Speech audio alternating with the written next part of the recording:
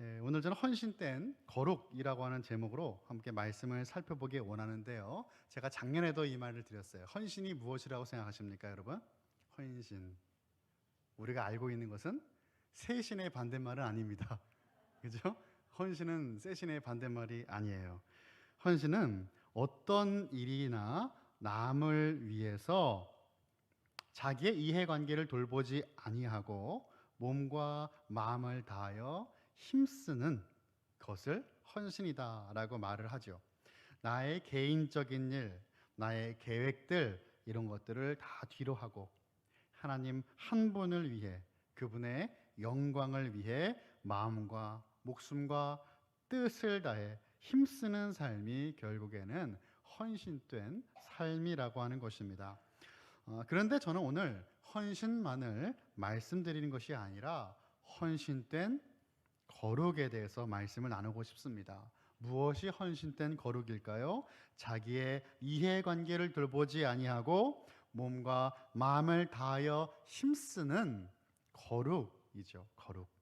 그냥 거룩이 아니고 나의 것을 뒤로 하고 무언가를 쫓아갈 수 있는, 따라갈 수 있는 그 거룩.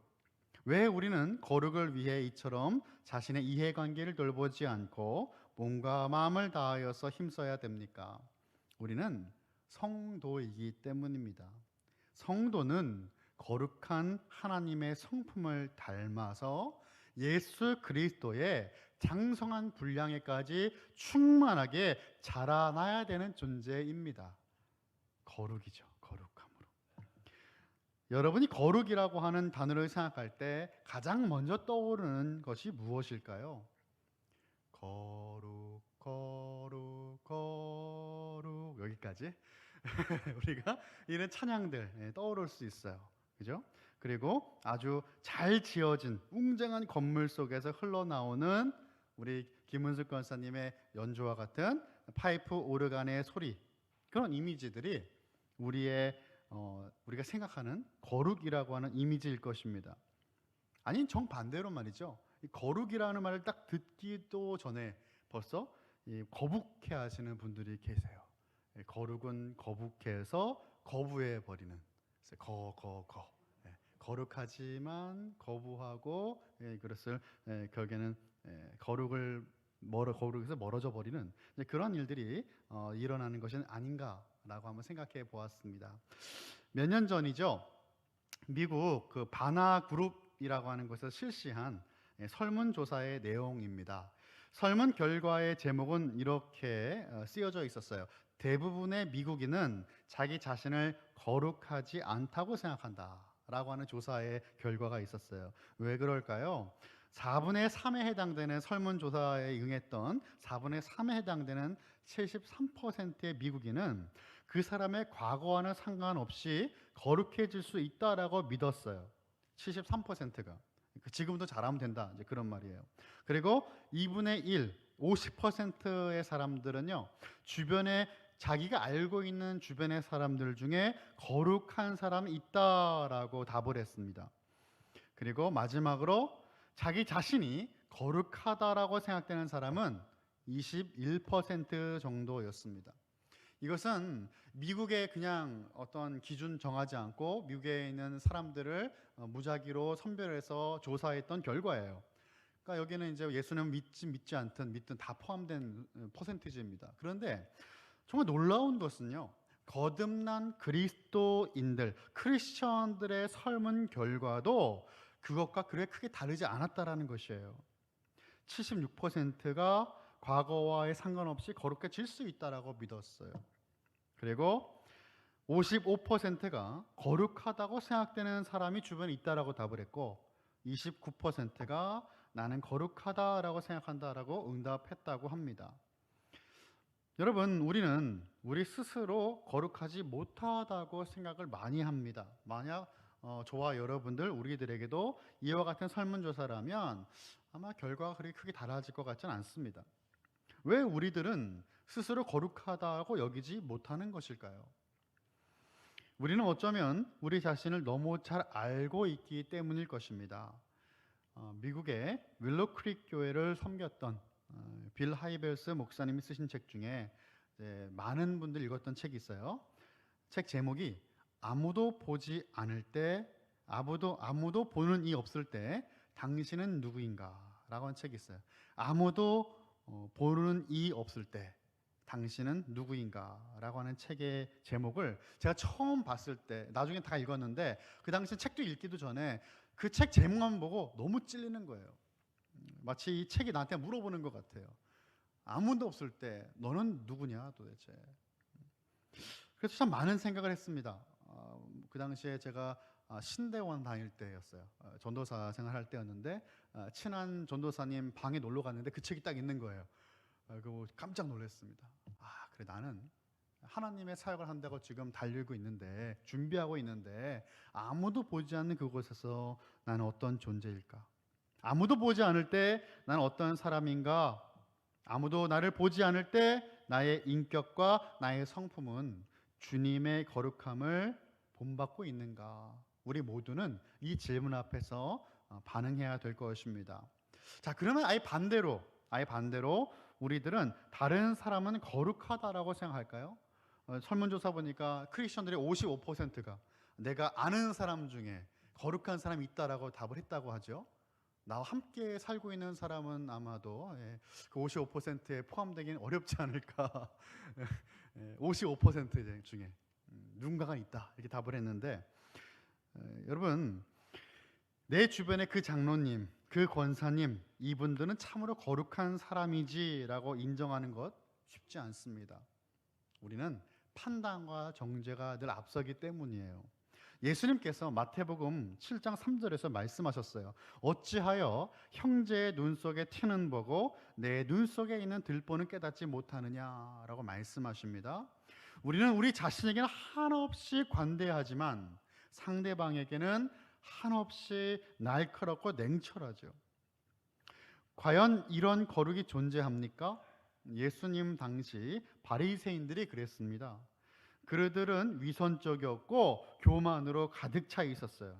자신의 죄는 보지 못하고 남의 죄만을 찾으려고 하였습니다. 그런데 우리가 이런 바리새인의 모습으로 살아간다라는 것이죠. 교회는 점점 힘을 잃어갑니다. 사람들이 오히려 교회에게 방향을 제시해주고 있어요. 여러분, 교회의 힘이 무엇일까요? 많은 이들은 그것을 ABC다라고 답을 해요. ABC. 영어예요.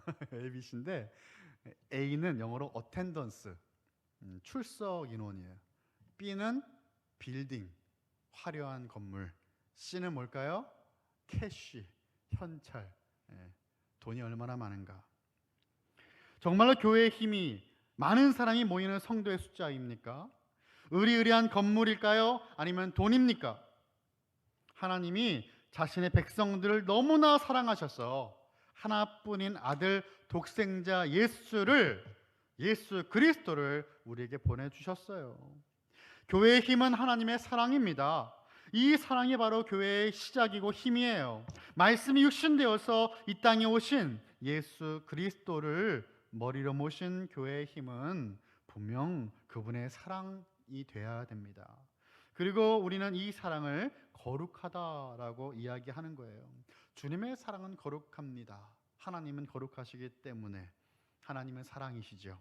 오늘 본문의 말씀 15절의 말씀을 한번 같이 보았으면 좋겠는데, 우리 한 목소리로 한번 읽어볼까요? 15절입니다. 시작.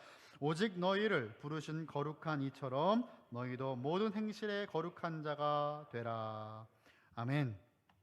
말씀에요, 오직 너희를 부르신 거룩한 이처럼이라고 말씀이죠. 성경에서 거룩이라고 하는 말은 하나님을 설명할 때 늘 사용되어지는 단어입니다. 영어로 하면 holiness라고 표현하고 히브리어로 하면 코데시라고 우리가 표현하죠. 이 단어는 구별되다라는 뜻이에요. 영어로 set apart라고 딱 잘라 놓는 거예요. 그래서 하나님의 것으로 따로 구별된 그 것들이 바로 코데시, 거룩이라고 우리는 표현을 하죠. 16절 초반을 또 보면요, 16절도 아예 띄워주시면요, 16절을 보면 이렇게 말씀되어 있죠. 또 한 목소리 같이 읽어볼까요? 시작.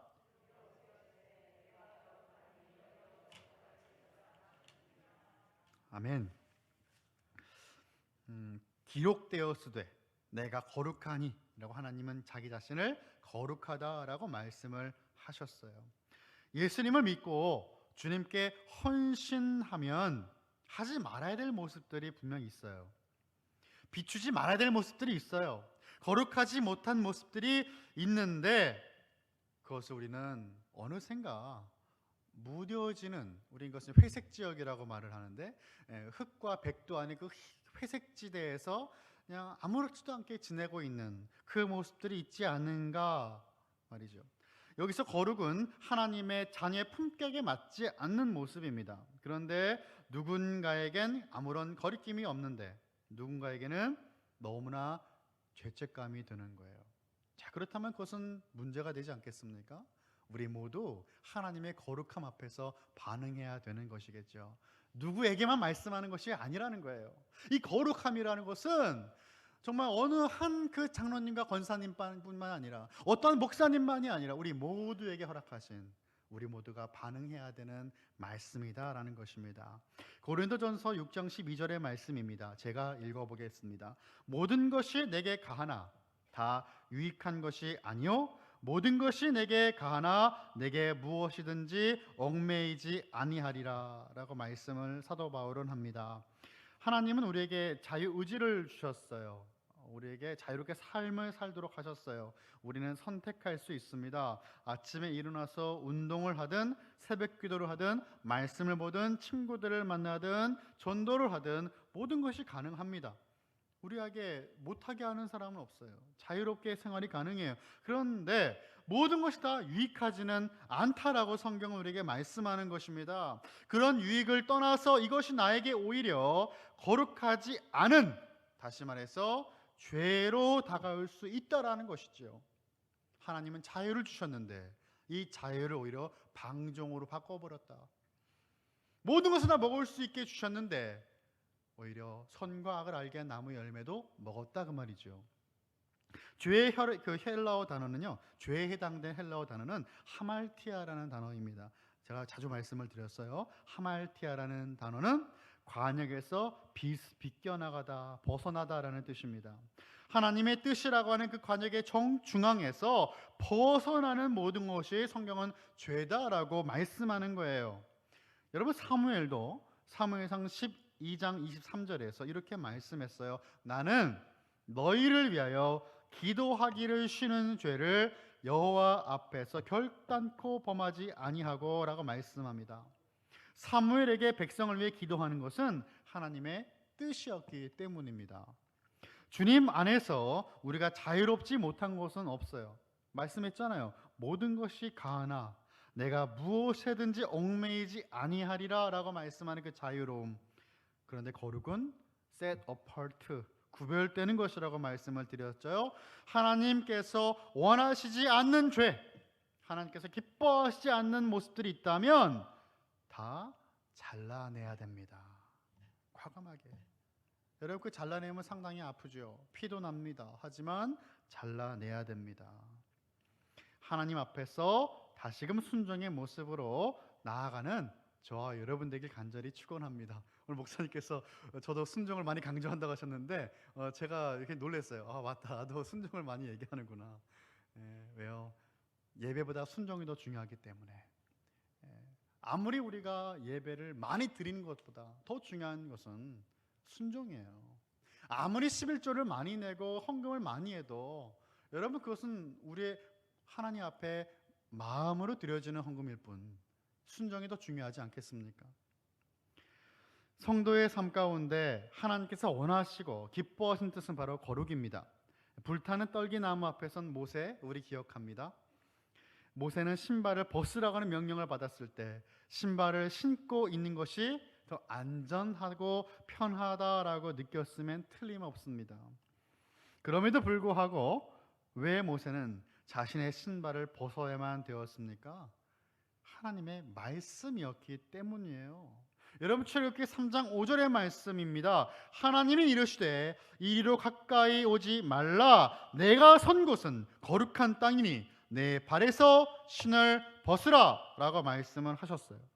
하나님께서 신을 벗어야 한다고 말씀하시는 것입니다. 이것은 모세의 생각이 아니었어요. 모세가 광야 40년 동안 경험했던 노하우가 아니었다 이 말입니다. 오히려 신발을 신는 것이 더 안전합니다. 뱀이 나오면 어떡해요? 그런데 신을 벗으라고 말씀하시는 거예요. 하나님이 말씀하셨습니다. 왜일까요?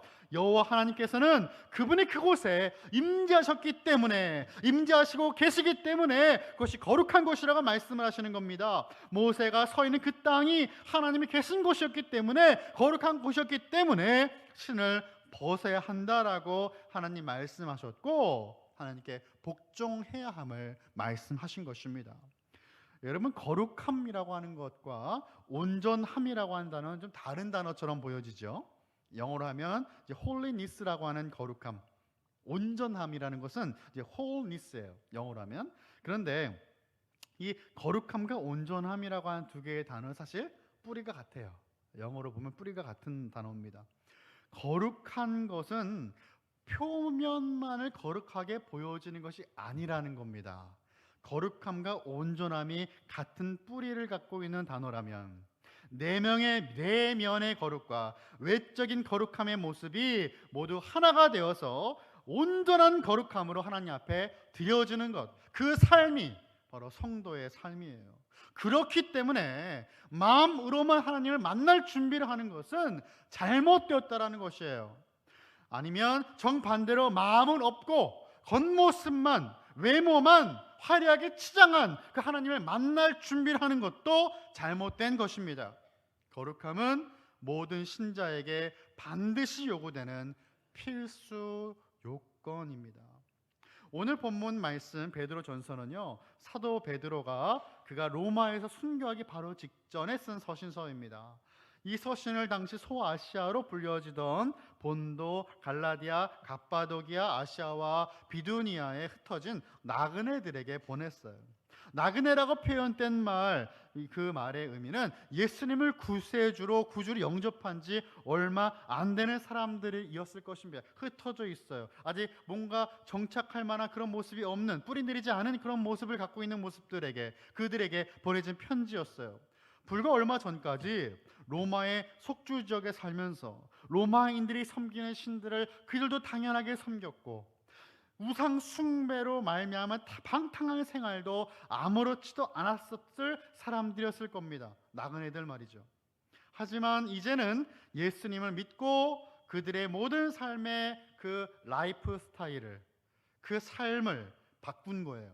그러니까 어떤 일이 생겼을까요? 삶에서 예수님을 안 믿었다가 믿게 되었을 때에는 당연히 박해와 어려움들이 있었을 거다, 이 말이죠. 어떤 이들은 믿음이 흔들리고 있었을지도 모르겠습니다. 이런 배경을 갖고 있는 성도들에게 사도 베드로는 어떤 불시험이 다가와도 이상하게 여기지 말라라고 말씀하는 거예요. 오히려 예수님의 고난에 참여하는 것으로 여겨서 즐거워하라라고 도전합니다. 이 모든 순간을 통해서, 과정을 통하여서 하나님의 거룩하심을 우리도 본받게 되기 때문입니다. 그 과정을 통해서 말이죠. 우리의 거룩이 이루어지는 성화의 과정을 통과하는 것이기 때문에 기뻐하라라고 말씀하는 거예요. 이러한 성도들에게 베드로는 너희도 모든 행실에서 거룩한 자가 되라라고 말씀을 합니다. 오랫동안 신앙생활을 하여서 받아들일 수 있는 사람에게 한 말씀이 아니라 이제 갓 예수님을 만나고 믿게 되는 그 사람들에게, 초신자들에게 말씀을 하는 거예요. 하나님은 저와 여러분을 하나님의 형상으로 창조했어요. Image of God이라고 표현하죠. 하나님의 형상. 창세기 1장 27절의 말씀입니다. 제가 읽어보겠습니다. 하나님이 자기 형상, 곧 하나님의 형상대로 사람을 창조하시되 남자와 여자를 창조하시고 하나님이 그들에게 복을 주시며 하나님이 그들에게 이르시되 생육하고 번성하여 땅에 충만하라, 땅을 정복하라, 바다의 물고기와 하늘의 새와 땅에 움직이는 모든 생물을 다스리라 하시니라 라고 말씀하셨어요. 여러분, 이 형상이라고 하는 이미지는요, 하나님은 우리를 하나님의 모습으로 창조하셨다라고 하는 말이에요. 하나님과 소통하고 교제할 수 있는 존재로 만드셨다라는 것입니다.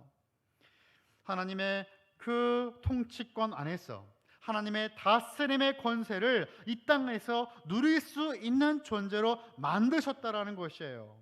하나님은 거룩한 분입니다. 하나님의 자녀 역시 마땅히 거룩합니다. 우리는 할 수 있어요, 여러분. 자녀는 부모의 모습을 닮습니다. 그렇지 않습니까? 부모를 닮아요, 자녀는. 8월 10일에 제 첫째 아이가 태어납니다. 11년을 기다렸어요. 그런데 참으로 감사한 은혜죠. 중간중간 참 많은 감사의 고백들이 있었는데, 제가 이제 뭐 주일 예배 때는 이런 말씀을 잘 못 드려요, 사실은. 근데 이제 또 헌신 예배고 오후이다 보니까 좀 말씀을 좀 드리면, 하나님의 완벽한 때다라고 저는 생각이 들더라고요. 얼마나 미성숙했고 얼마나 부족했고 하나님께서 얼마나 많은 기도가 필요했으면 지금 이렇게 허락하실까. 한국은 참 기술이 좋아요. 미국은 이제 제가 있었던 미국은 초음파 사진을 그렇게 주지 않는데, 의사 선생님이 딱 초음파를 찍더니 그 앞에서 바로 이제 포토샵을 하시더라고요. 이게 뭔가 이렇게 가려져 있는 뭐 양수도 있고 뭐 핏줄도 이거를 컴퓨터 그래픽으로 바로바로 이렇게 지우세요. 그래서 얼굴이 딱 나올 때까지 그 사진을 만들어 주시더라고요. 깜짝 놀랐습니다. 사진을 딱 봤는데 저를 많이 닮았어요. 문제는 딸입니다. 딸이면 제 아내를 좀 닮기를 원했는데, 제가 눈 감고 있는 거 너무 닮은 거예요. 좀 큰일 났다 라는 생각이 드는데, 이건 제 말을 제가 왜 하는 걸까요? 자녀는 부모를 닮는다라는 것이에요. 자녀는 부모를 닮는다. 겉모습뿐만 아니라 목소리도 닮고 식성도 닮고, 그리고 모든 모습들이 닮아요. 하나님은 우리를 자녀로 부르셨습니다. 그 말은 무엇일까요? 하나님을 본받는, 닮아가는 거룩한 모습으로 나아가야 한다는 것을 우리에게 말씀하신 거예요. 우리가 닮아가야 될 것은 거룩입니다. 매일매일의 삶 속에 예수 그리스도의 거룩함을 닮아가는 저와 여러분 되시기를 예수님의 이름으로 간절히 축원합니다. 예수님도 말씀하십니다. 마태복음 5장 16절이죠. 우리 작년에 이 말씀이 우리 교회 표였는데, 이같이 너희 빛이 사람 앞에 비치게 하여 그들로 너희 착한 행실을 보고 하늘에 계신 너희 아버지께 영광을 돌리게 하라 라고 말씀합니다. 너희 빛이라고 말씀하셨어요. 우리는 빛나는 게 없잖아요. 우리는 빛나는 존재가 아닌데, 하나님 우리에게 너희는 이미 빛이라고 말씀해 주셨고, 너희의 그 빛으로 말미암아 세상이 너희의 빛을 보게 될 것이라고 말씀을 하시는 겁니다. 근데 우리 안에 있는 빛은 어떤 존재일까요? 세상의 빛으로 이 땅에 오신 예수 그리스도, 그분을 내 안에 품는 거예요. 우리는 질그릇 같은 존재이지만 우리 안에 계신 예수 그리스도의 보배로 오신 그 예수님이 우리 안에 계시기에 예수님의 빛이 나를 투영하여 하나님의 그 나라에 아름답게 비춰지는 존재로 우리가 쓰여지게 되는 겁니다. 그런데 그 빛을 지금 성경은 우리에게 어떤 모습으로 증거하냐면은 막 이렇게 화려하게 막 반짝거리는 옷을 입으라는 것이 아니에요. 십자가가 그려진 큐빅이 박힌 그런 옷을 입으면 반짝거리니까 빛이라고 생각하실 수도 있겠지만, 그런 빛이 아니에요. 너희의 빛이라고 말씀하시는 모습은 너희의 착한 행실이라고 말씀합니다.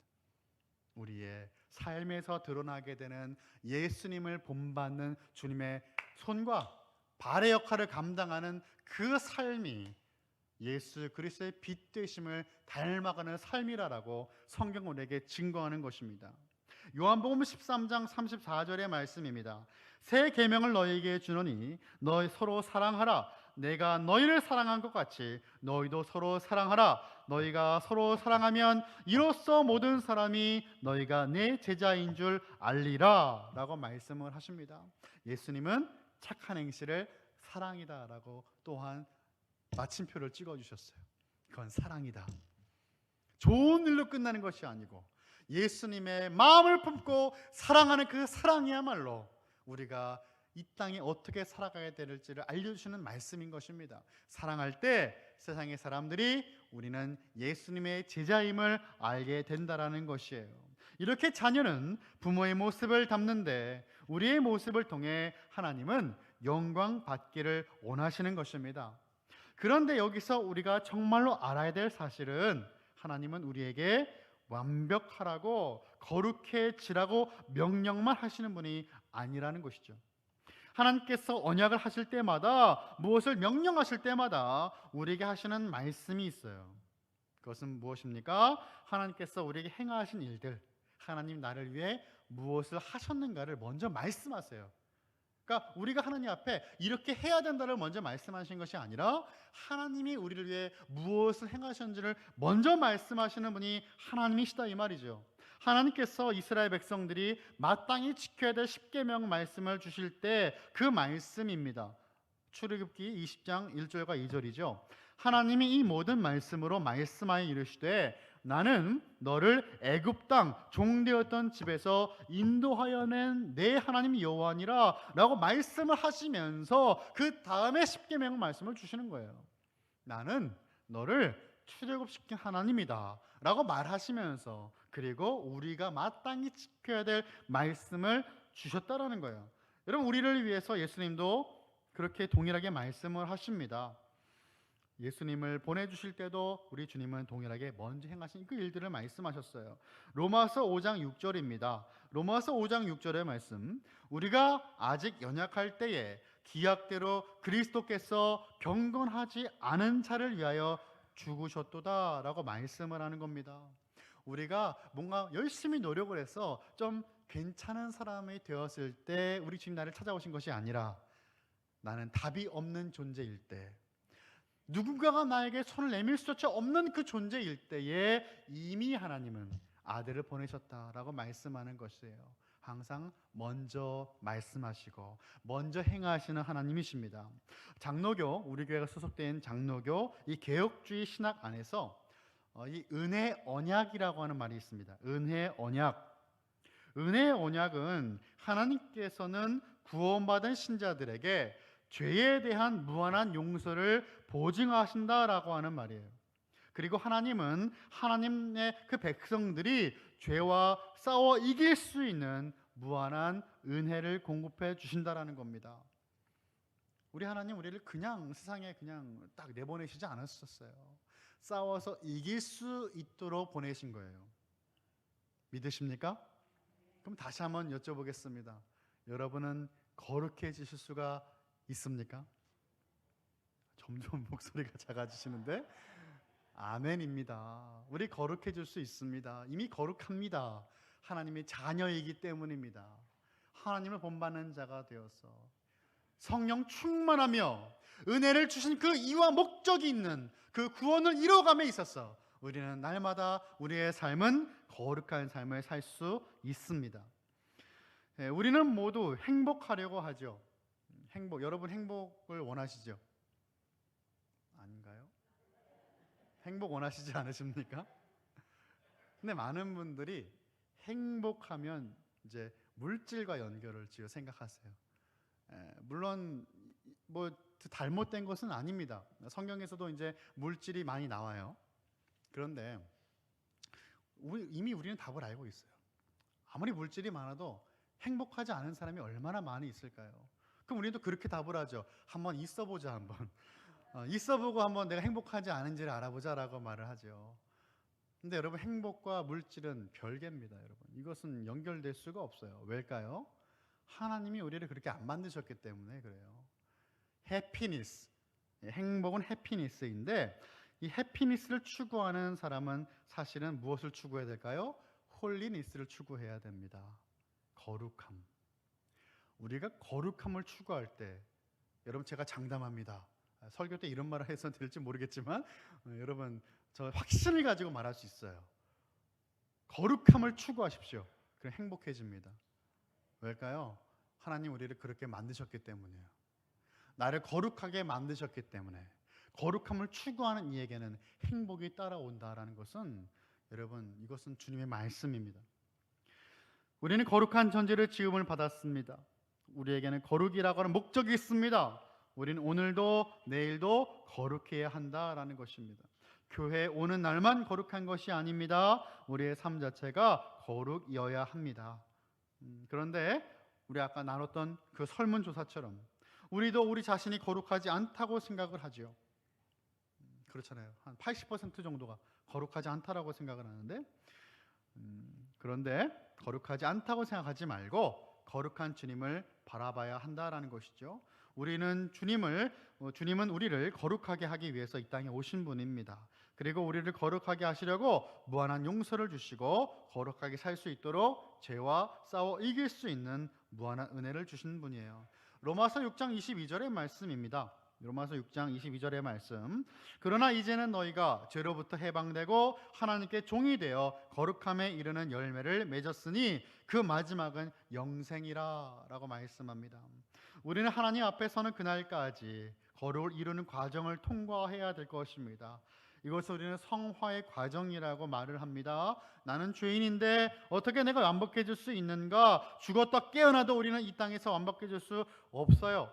그렇습니다. 나의 노력으로 하나님의 거룩을 내 힘으로 이룰 수는 없습니다. 하나님은 지금 나의 연약함, 부족함만을 보시는 것이 아니라 예수님의 보혈로 말미암아 온전하고 완벽해진 나의 모습을 거룩하게 봐주시는 거예요. 물론 우리는 넘어질 수 있습니다. 하지만 계속 넘어져 있지만은 않을 겁니다. 우리가 지향해야 되는 최종 목적은 하나님의 거룩이에요. 안 된다고 미리 포기하지 마시고, 나는 이미 더러워졌다 생각하지 마시고, 그래도 할 수 있다, 예수님은 나와 함께 하신다라고 믿음으로 선포하시는 저와 여러분 되길 간절히 소원합니다. 자, 말씀을 정리하겠어요. 근데 말씀을 그냥 정리하지 않고 제가 여러분들에게 오늘 꿀팁을 드리겠습니다. 꿀팁이란 것은 좋은 실천 방법이죠. 실제적으로 방안 3가지를 나누고 말씀을 마치겠습니다. 날마다 거룩해지는 방법 따라해 볼까요? 날마다 거룩해지는 방법.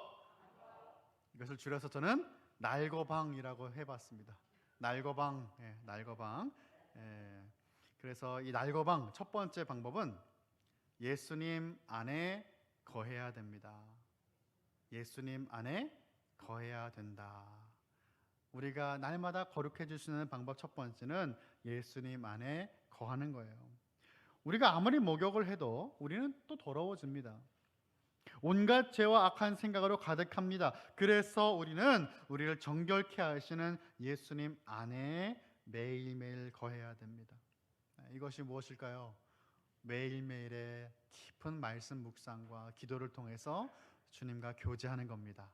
우리는 예수님 안에 거한다라고 하는 그 말이 어떤 의미인지 알고 있습니다. 주님과의 친밀한 교제입니다. 하나님 안에 거하는 것은 그분과 언제나 어디서나 동행하는 겁니다. 예수님 안에 거할 때 그분의 거룩함은 나의 거룩함이 되는 것이죠. 여러분, 베드로는 분명 하나님의 거룩함을 경험한 사람이었어요. 베드로가 주님을 다시 만났을 때 주여 나를 떠나소서 나는 죄인이로소이다 고백하죠. 이제 예수님과 처음 베드로가 만난 그 당시 밤새도록 고기 잡았는데 한 마리도 못 잡았을 때 예수님이 알려주시잖아. 깊은 곳에 금을 던져라. 그랬더니 고기가 잡히니까 예수님께 나가서 무릎을 꿇고 주여 나를 떠나소서 나는 죄인입니다 라고 고백을 하였어요. 이 하나님의 이 거룩하심을 경험하고 자신의 추악하고 더러운 죄를 발견한 거예요. 하나님의 신적인 존재 앞에 우리가 반응할 수 있는 당연한 모습이에요. 주님의 은혜를 경험하는 사람은 하나님 그래 나는 괜찮지 않습니까? 라고 말할 수 있는 사람은 단 한 사람도 없습니다. 나에게 은혜를 주셨을 때 우리는 하나님 저는 정말로 주님 앞에 이 은혜를 받을 자격이 없습니다 고백할 겁니다. 이것이 진짜 은혜입니다. 그렇게 은혜를 받을 때 우리의 삶에는 온전한 회개가 터져 나오는 거예요. 여러분, 더러운 곳에 있으면 무엇이 깨끗한지 몰라요. 다 더럽죠. 이게 브로큰 윈도우 티어리라는 게 있어요. 이게 뭐냐면 깨진 창문 이론이라고, 창문이 깨져 있고 보수 안 하잖아요. 그럼 어떤 일이 벌어질까요? 더 더러워져요. 사람들이 여기 쓰레기도 막 갖다 버리고요, 막 색칠도 막 합니다. 이게 줄리아니 이제 시장이 그 뉴욕의 시장으로 당선이 됐을 때 그가 가장 먼저 했던 것이 뉴욕 시내에 있는 더러운 쓰레기를 다 치우고 벽에 있는 그림들을 다 지우는 일들을 했어요. 그랬더니 놀라운 결과가 일어나요. 어떤 결과였냐면 범죄율이 줄어들었다라는 거예요. 우리들의 삶 가운데 우리가 맞닥뜨리는 그 더럽고 추악한 죄의 자리에서 떠나야 된다라는 거예요. 떠나지 않고서는 새로운 시작이 있을 수가 없다라는 것입니다. 깨끗한 곳에 있으면 어떤 일이 벌어질까요? 무엇이 더러운지 금방 알게 됩니다. 금방 알죠. 세차를 하기 전에는요, 내 차가 가장 깨끗한 차인 줄 알았어요. 한번 세차를 하고 나니까 아니 뭐 조그만 먼지가 튀어 다 보이는 거예요. 그렇지 않습니까? 여러분, 우리의 삶에 예수님 안에 거할 때 우리는 더러운 죄악이, 정말 티끌 같은 죄악이 우리의 삶에 묻어도 우리는 그것을 깨닫게 되고 다시 한번 주님께 돌아오게 됩니다. 나의 모든 죄에 대한 무한한 용서를 주시는 주님은 나를 끝까지 용납해 주시는 분으로 믿는 그 믿음 안에서 우리는 주님과 연합하여 하나 될 수가 있습니다. 자, 두 번째, 날마다 거룩해지는 방법 두 번째, 하나님 말씀에 순종하는 겁니다. 또 순종이 나왔죠? 순종하는 겁니다. 어쩔 수가 없어요. 순종을 하는 거예요. 맨날 순종을 못하니까 우리는 또 순종을 또 나아가는 거예요. 베드로는 오늘 본문 말씀 14절에서 이렇게 말씀을 하죠. 너희가 순종하는 자식처럼 전에 알지 못할 때에 따르던 너희 사역을 본받지 말고 라고 말씀을 하죠. 순종하는 자식처럼이라고 말을 했어요. 하나님의 자녀로서 하나님의 말씀을 순종하는 것을 말씀합니다. 자녀는 부모의 말씀에 순종하죠. 그리고 하나님의 자녀는 하나님의 말씀에 순종해야 합니다. C.S. 루이스의 책인 순전한 기독교에서 우리는 이러한 말을 발견할 수 있어요. 한번 들어보세요. 완전하라, 거룩하라 라고 하시는 말씀의 명령은 단지 이상적이며 상징적인 명령도 아니고 행하기 불가능한 명령도 아니다. 하나님은 당신의 말씀에 순종할 수 있도록 우리를 변화시키시며 만드실 것이다. 이해가 되십니까? 우리는 말씀 들을 때 이거 나 못하겠는데 라고 생각할 수 있습니다. 하지만 하나님께 순종의 마음을 갖고 주님께 나아갈 때 우리 하나님은 우리의 모습을 순종할 수 있고 행할 수 있는 모습으로 변화시키신다라는 것입니다. 저는 이 말씀이 얼마나 큰 위로가 되었는지 모르겠어요. 자신 없죠. 그런데 해보고 싶은 거예요. 하나님이 원하시는 모습으로 나아가고 싶은 거예요. 그러니까 우리 이렇게 기도하지 않습니까? 주님, 저는 부족하지만 하나님 역사해 주세요 라고 기도하지 않습니까? 그래서 우리가 기도하는 거잖아요. 하나님 나를 불쌍히 여겨 주옵소서.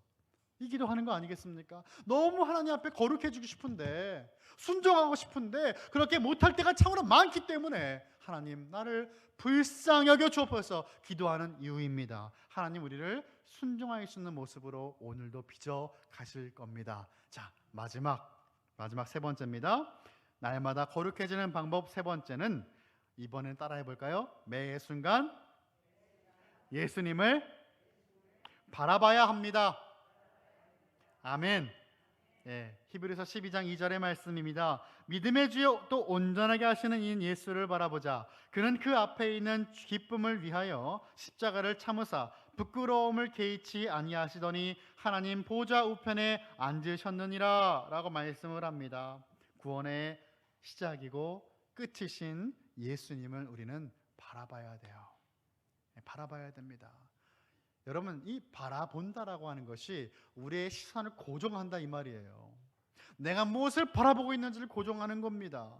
주님을 바라보겠다라고 또 한 번 의지적으로 나아가고 또 나아가고 할 때에 우리의 삶은 시선을 놓치지 않고 주님을 따라서 가게 될 거예요. 운전을 하다 보면 내비게이션을 놓칠 때가 종종 있습니다. 이건 제 이야기입니다. 언제 놓칠까요? 주변 재미있는 게 참으로 많을 때 놓쳐요. 재밌는 게 많아요. 막 아름다운 꽃이 피면 막 이렇게 보다가 보면 잘못된 경로입니다 이렇게 나와요. 그러면 또 이제 뺑뺑뺑 돌아가잖아요. 그럼 처음 보는 빌딩들을 이렇게 보다 보면 또 놓쳐요. 잘못된 경로입니다. 또 돌아가는 거예요. 참 이렇게 돌고 돌아서 얼마나 좀 길을 갈 때마다 어려움을 겪는지. 호기심이 많다 보니까 항상 이렇게 보는 거예요. 그 이제 제 아내는 저 옆에서 집중 좀 하라고 운전해. 신앙생활에도 집중이 필요합니다. 우리의 시선이 주님께로 고정될 때 세상의 수많은 소리들과 가치관과 재미나 보이는 수많은 것들로부터 우리의 마음을 지킬 때 우리는 주님을 온전히 바라볼 수가 있는 것이에요.